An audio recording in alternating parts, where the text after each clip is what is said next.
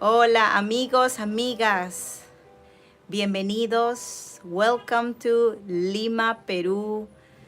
Once again, welcome to my home and welcome to this series dedicated to the most terrible crimes of my country.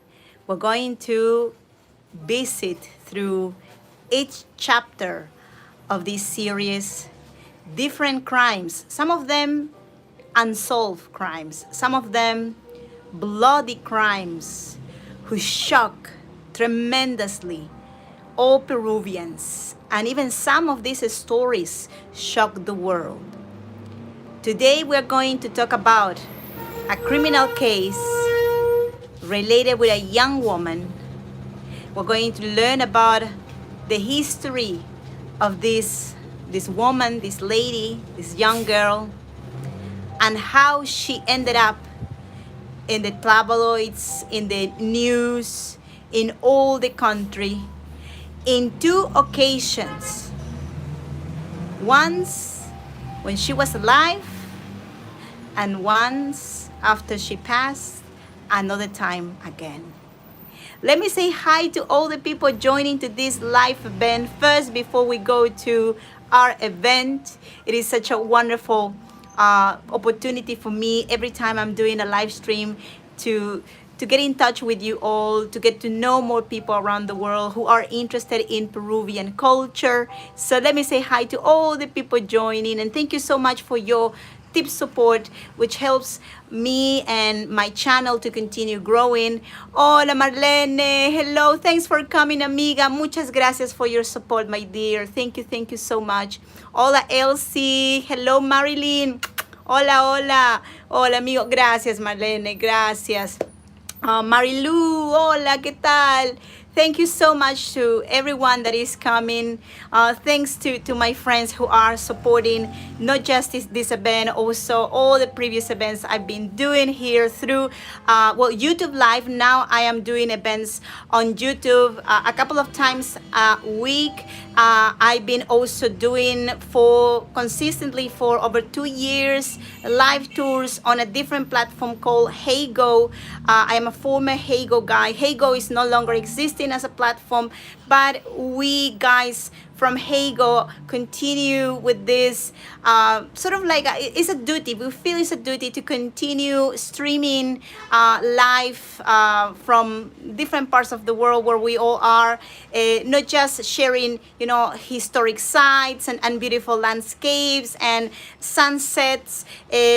We also are doing all kinds of things. In my case, I'm doing this type of lectures, these historic events from home. I do cooking classes. So if you're new to my channel, if you're new to my space here in YouTube, be welcome, number one. And also number two, after we finish this event, please go to my front page, give me a follow if you can, activate the bell if you want to get notifications on my upcoming events, and also see my previous events. They are all recorded and you can see them as many times as you wish, everywhere in the world. So in that way, you're going to get to know more about my country, my city in particular, Lima. So I am an official tour guide. My name is Vanessa Vasquez. I've been an official licensed certified tour guide since the year 2006. And I've been guiding since then different parts of my country, and in particular Lima, my city.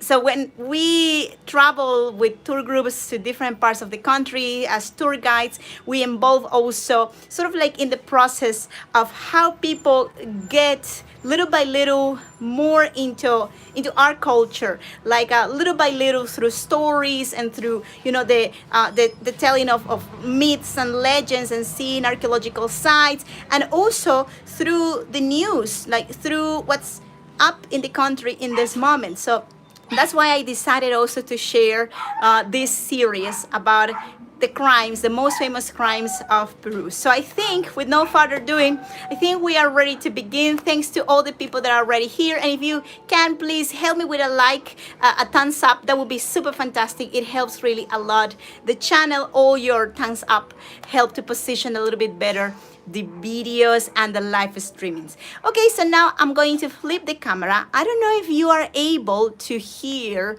the background music. I've been told that sometimes YouTube sort of like has like a soft blocking on music, but there was a music for a while here at the beginning, so it was sort of like a soft airy music. And this music, you know, like related also with the theme of today, which is, you know, the crime that we're going to talk about. Now the music is gone, no worries, and we're going to talk about now the crimes, the famous crimes of Peru, and one in particular, the one of today, is one of the crimes that sort of like touch the people of the country, you know, like in a way that, you know, a macabre way, like, you know, because we humans love, you know, circuses, mediatic circuses. We like sometimes, you know, to see. That's why we love reality TV, because we like the fights, you know, we like, you know, to participate sometimes, you know, for moments of the people's life, you know, and knowing that our life is not perfect, but also the life of other people is also not perfect. But sometimes we, you know, like, we don't understand the price of exposing our lives in television or even in social media, not now. But we're going back in time to 2012, okay? And we're going to talk about the crime, the murder of Ruth Thalia. And we're going to learn now the story behind this beautiful girl that you see here in the picture. We're going also to have the chance of understanding how a girl of 19 years old ended up being killed by her boyfriend, and the reasons why this angelical, you know, face, you know, ended up being hated deeply by a man who promised her love. So I have put as a title of today's event, the murder of Ruth Thalia, killed for saying her truth on television. So Ruth Thalia was a girl of humble origins, but with great aspirations. She wanted to be someone important and not repeat the pattern of poverty of her family. Well, Ruth Thalia Sayas never imagined that sitting on the red chair of truth, el sillón rojo de la verdad in Spanish, that was the name given to the chair in that television program, that TV show, where she was invited to participate, would lead her to her tomb, to her own grave, in the hands of her ex-boyfriend. Well, it was 2012, no? And she was a young woman full of wishes, ambitions, and desires. She wanted to progress. She even studied in the university. But of course, she came from a humble background. So she had lots of economical limitations to grow. As you can see in this picture, the place where she lived was a humble site in the outskirts of Lima. But she looks very, you know, like flourish, you know, she looks very girly, you know. And she had all the wishes, of course, to achieve big things, right? Well, her family, as you can see, also were people from Peru of indigenous background. They came from Huancavelica to Lima. They are migrants of Huancavelica, that's the South Andes of Peru. And they came looking for opportunities in the big city. By the way, her mother Vilma Sanchez was a folklore singer, and is, well, and her father is a folklore musician. So she was born in a way also in a family, a talented family that sort of like to be in the spotlight, especially when there were concerts in which they participated in the stage, right? So she studied, by the way, accounting and finances in a private university here in Lima. So you can see that there was a wish also of her parents to support her dreams. And well, she studied in the university. She was very young, of course. So she had, like a brilliant future ahead. But things not always are perfect, of course. And in the case of Ruth Thalia, there was a situation with her parents, related with the fact that they didn't like her boyfriend. Her boyfriend, Brian Romero, was also a boy from the neighborhood. He was also humble like her, a child of migrants like her. But he was not the type of man the family liked, because they said he didn't have the aspirations like her. Brian Romero was a young motorcycle taxi driver. In Spanish, in Peruvian Spanish, we call this job mototaxista. This is a mototaxi, by the way. Tuk-tuk also will be called by many people around the world. In Asia, for example, they are known as tuk-tuks. But in Peru, we call this type of vehicle mototaxi. So he was a mototaxista, also a young man. But his family point him out being lazy. He didn't like to study, is what the family said. He didn't want to progress. And also he was seen as a drinker, like an alcoholic. So well, there was, an issue between the family and the boyfriend. But the family accepted, in a way, also, well, this relation.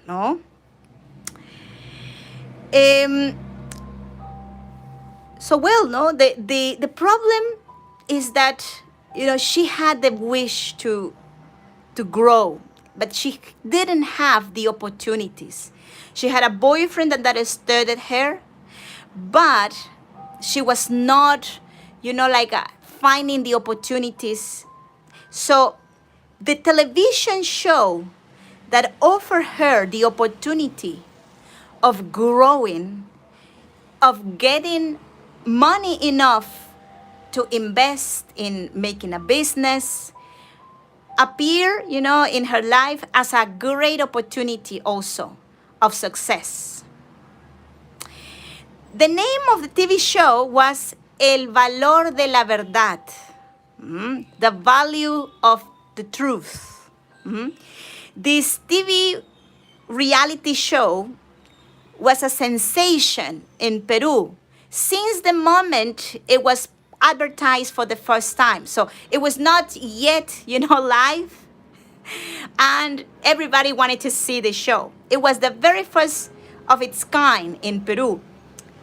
And this TV show was a remake of a UK TV show called Nothing But the Truth with Jerry Springer.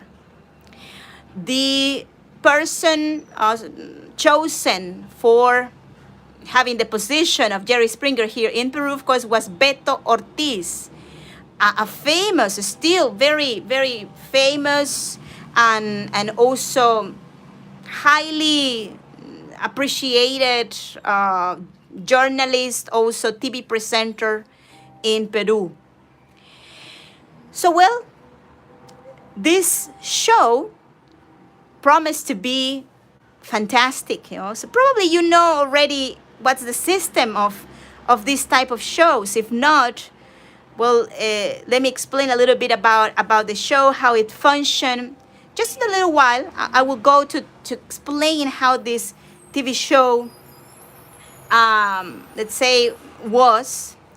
But here in this picture, you can see that for the premiere, for the very first show of El Valor de la Verdad, the value of the truth in Peru, Ruth Thalia was the person that began, right? She was the one that opened this series of shows. And she was invited, and as well, she had to select 3 persons to come with her to the show. 3 persons that will, of course, not know in detail what things will be discussed in the show, right?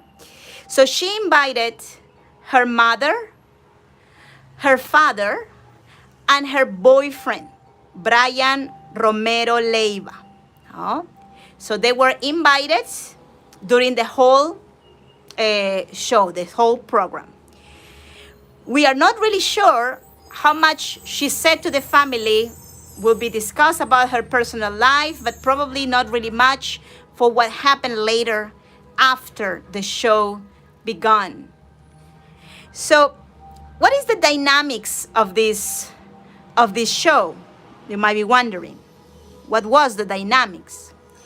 Well, this was a space where to answer a questionnaire, which was previously consulted to the person, the panelist, to the person that will be participating, in this case, this young woman, Ruth Thalia, and corroborated the answers of these questions through a polygraph to validate the truth of the answers.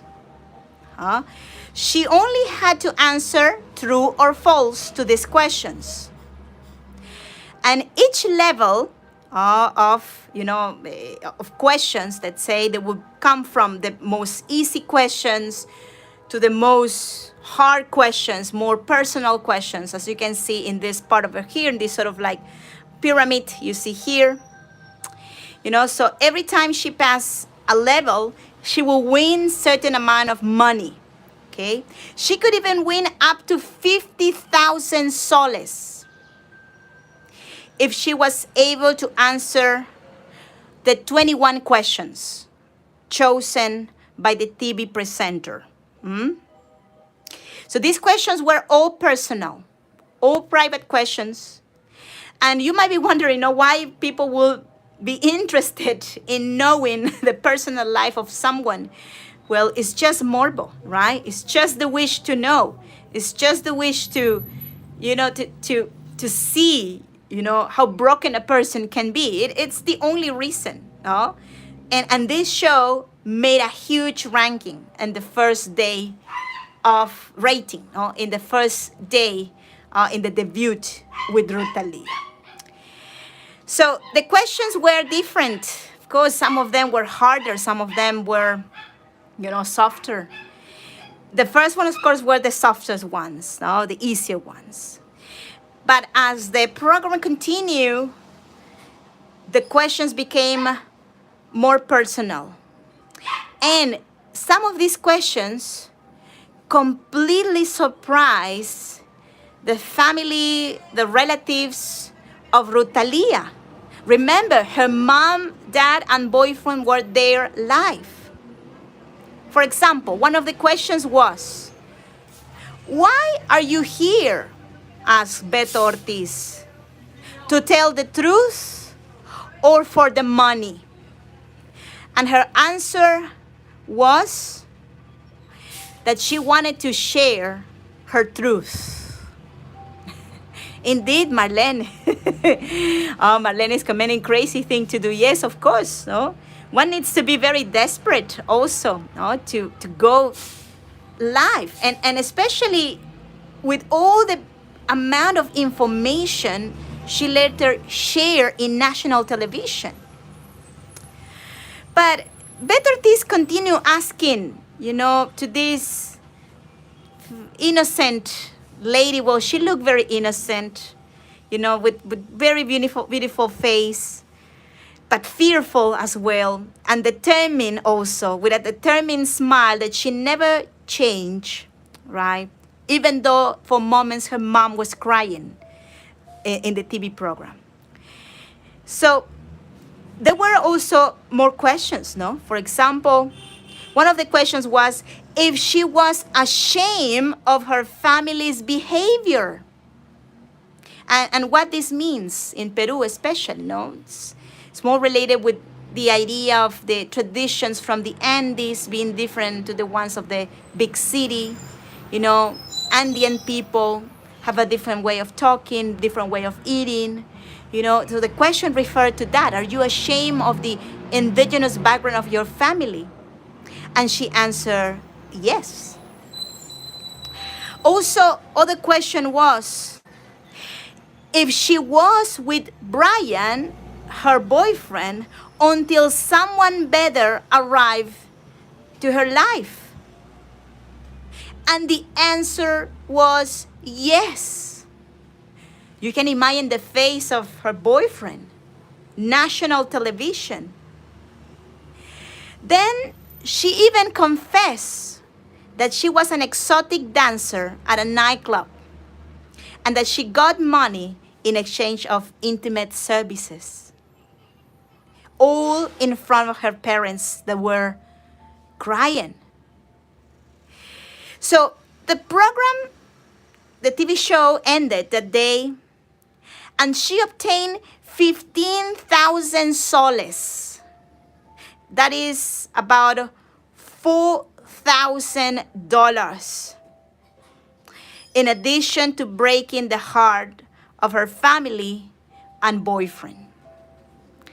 And I would like to click here.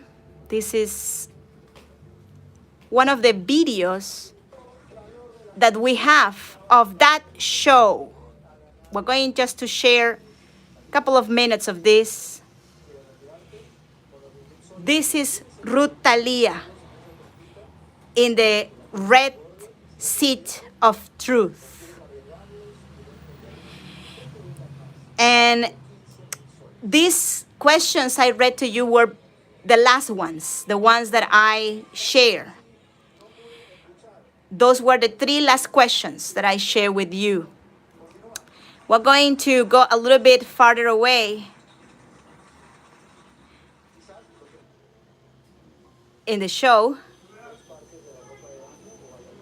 And here she's commenting about her work as an exotic dancer.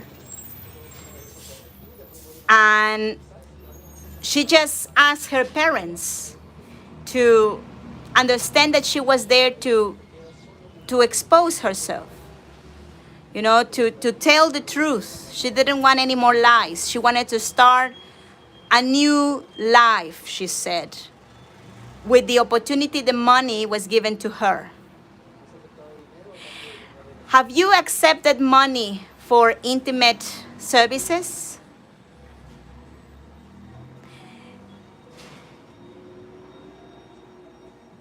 Yes. You can see the family, boyfriend,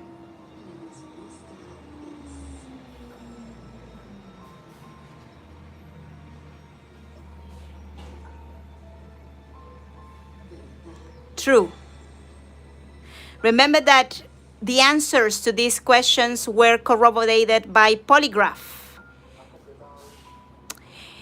So she was able to win 15,000 soles, and she could continue going until 50,000. But she decided to stop there the show. She decided to claim the money and finish her participation in the show. So we're going to go back to the story, okay? But here I wanted to show you Ruth Thalia. I want to show you a bit of her, her story. And we're going to go back to our event. Just give me a second. So, we're going now to go to the moment after the show, okay? So we are in September 2012. This show happened on July 2012, the 7th of July 2012, to be more precise. So, well, later, time passed, and he, the boyfriend of Ruth Thalia, was completely shocked for what she exposed in television. He didn't recover. Please, I want you to remember that we are in Latin America, no? And we have an extremely machistic society still in Latin America. Being exposed like this, for a man in particular, the social pressure that he must have carried must have been even bigger than in other parts of the world, maybe in the first world, where things are a little bit more equal, no? Equal. So Ruth Thalia continued with her life, working, studying, she was living with her parents, still in the same house, in the exact same place. No, she didn't move, and she saved the money. She had money saved previously, and those 15,000 soles, she saved that money for a new business she wanted to make, right? So Brian started to have this rage inside him that grew time after time. He commented constantly that he was made a fool in national television, to friends, to relatives, to family members. And he tried to communicate with her, many times, asking her money, okay? So he felt publicly ashamed, and he believed she deserved money as a compensation. We are not very sure if she offered money or not, but definitely he was not satisfied. So we know that Brian went to different social medias, television channels, to journalists, to different places to sell the news, his perspective about this TV show and what Ruth Thalia said. Because he said that it was a prefabricated testimony, what she did, and that everything was false. And in particular, he always emphasized in the fact that he was not his boyfriend when the show happened, okay? In my opinion, I feel also that he was trying to look less like a fool, no? That he preferred to say that, than, saying that he was boyfriend, and she was, working she was a sex worker, He preferred anything, but not to look like a fool of her, right? He even went to the television program and demanded money as a compensation for what he was suffering. The television program didn't offer any help, not economically, but also not psychologically. So he didn't receive any support, any psychological support, nothing. So he was just, expelled from the television channel, because he also signed up before the show a contract of sort of like a privacy. So he not only could not ask money to the TV show program, he couldn't go to any other show, because if he did so, the TV show program will sue him, okay? So now we are going to a different time. going to September 11, 2012. And we're going to the night of the crime. So Ruth Thalia disappeared.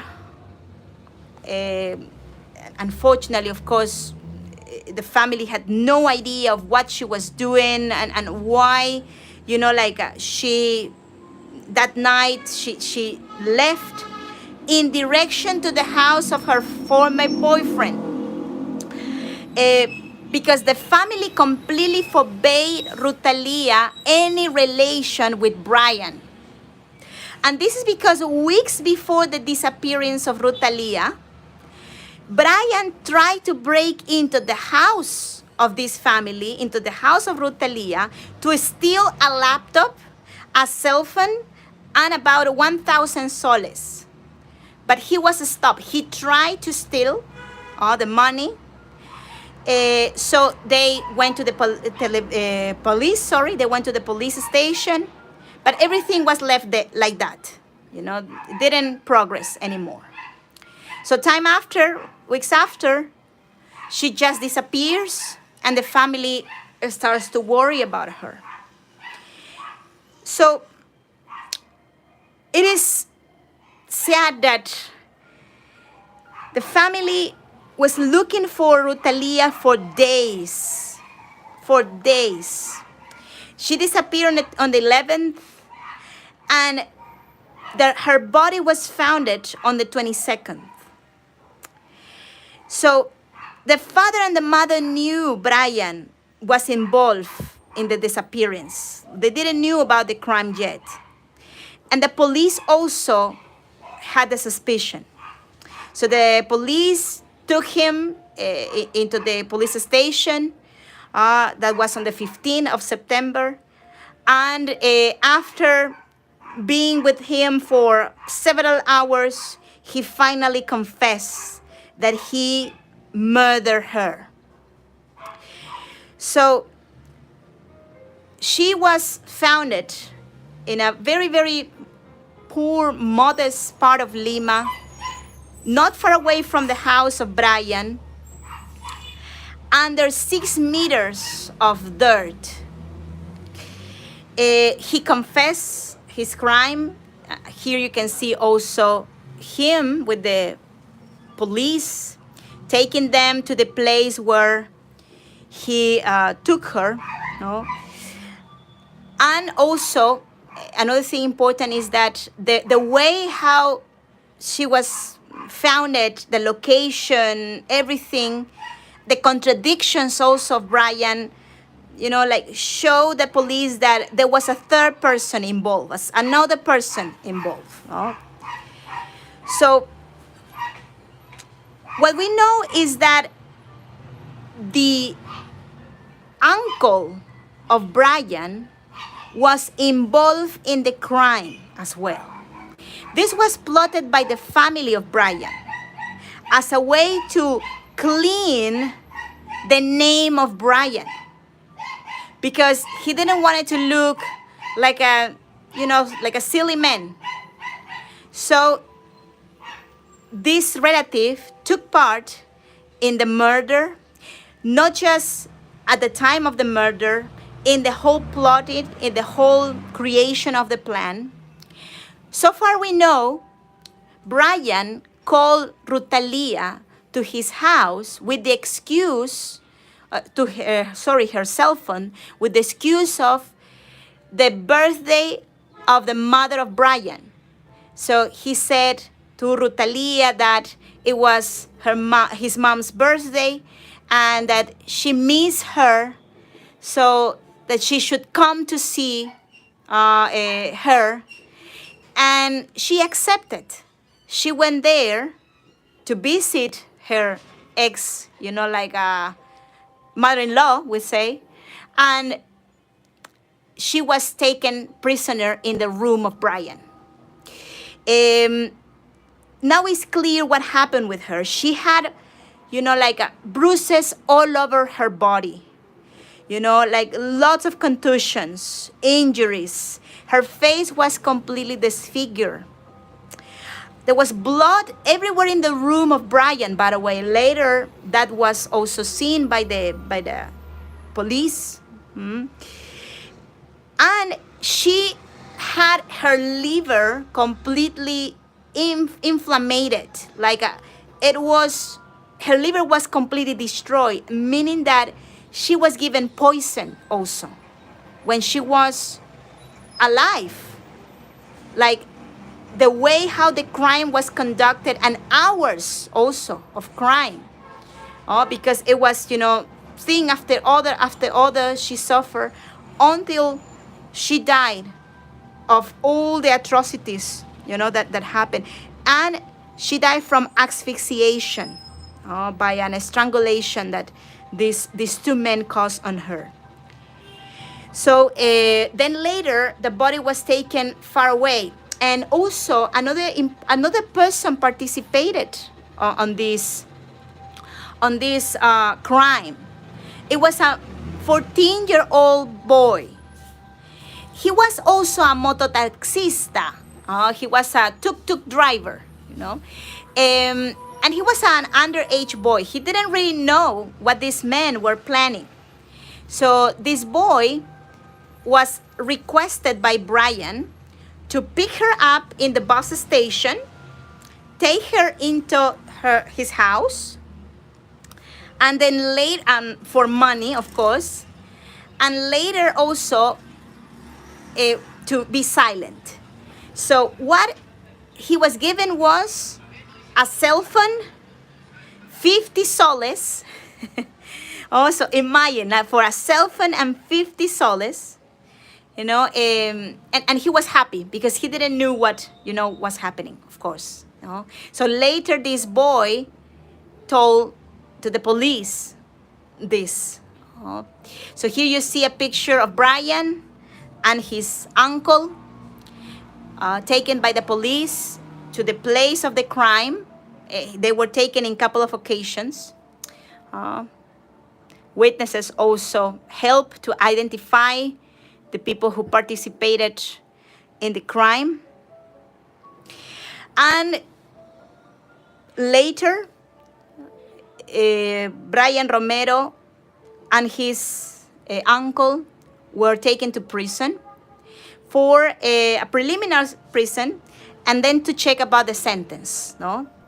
The family solicited life sentence for them. The defense, of course, tried to find all the different ways to avoid life sentence, and especially, they appeal to the fact that, he was emotionally touched by the TV show, by the exposure. He was not offered any psychological protection. Everything was surprising. He was being bullied, and that it was a crime, but more related, with a person that was mentally ill. But finally, the public ministry decided to give life sentence to both of the men and a civil reparation of 700,000 soles in favor of the victim's family. That happened in October 2012. But unfortunately, in November 2021, the sentence was reduced to 33 years for Brian and 30 years for the uncle of Brian. So they are going to be free on 2042 and 2045. So here you see a picture of the family. In current times, they are completely out of social, eyes in the medias. This crime caused an earthquake in our society, especially related with these shows, these TV shows, these reality TV shows. Because we are not talking about people who are used to being in the social media or being in the, in the public eye. They are not celebrities. They were not, like actors, actresses. They were real people. They were people who were dealing with things, who had a private life. And the ambitions of Ruth Thalia was such that she was ready to do anything to be able to achieve their dreams. Sometimes we say, we are ready to do anything for achieving, our dreams. But sometimes when we open a door like this one, it is very hard to close it. This is what happened with Ruth Thalia Sayas. And this show is dedicated, of course, to her and her memory, and we hope she rests in peace. So it is indeed one of the most famous criminal cases of the history, the modern history of Peru. It's been really a pleasure today of sharing with you this story. I mean, it's a criminal case that, touched me profoundly in 2012, and still had it also here in my mind every once in a while. I remember about her. I remember also in 2021 when the case was the sentence was reduced. Like, it was really sad. So the story came back also to television. And a few last things about the show. The show was not canceled, but it was rethinked, readapted. So continue the same format, but instead of inviting common people like Ruth Thalia or any other person who wanted just to win money, people from the television, like, the Peruvian Kardashians, for example. So people who were mediatic people, the celebrities were invited, and they were the ones who were, exposed, no? So the show continued for a long time, by the way. So thank you so much for being today here with me. Thank you so much for coming to this event. It's been really a pleasure to be with you today. And also, I think it was interesting to share with you the story of Ruth Thalia, and how reality TV can be so dangerous as well, right? Especially we don't know who we are next. What's the situation of the mental health of the person we are with, no? So unfortunately, she had to discover that too late, no? So thank you so much for coming, amigos. Gracias, Caitlin. Gracias, Caitlin, for coming. And please, if you can, give a like to this event before we finish, or share it. Also, it's going to be posted on my YouTube. In 2 days, I'm going to be doing another event also. We're going out to the city again. We're going to the Love Park of Miraflores. It's going to be very romantic. So please come join this event. Also, give me a follow on my YouTube channel if you can. You can also support this channel with a donation, with a tip. Any amount is highly appreciated. I have pinned also in the chat my PayPal and my Patreon. You can support me in both.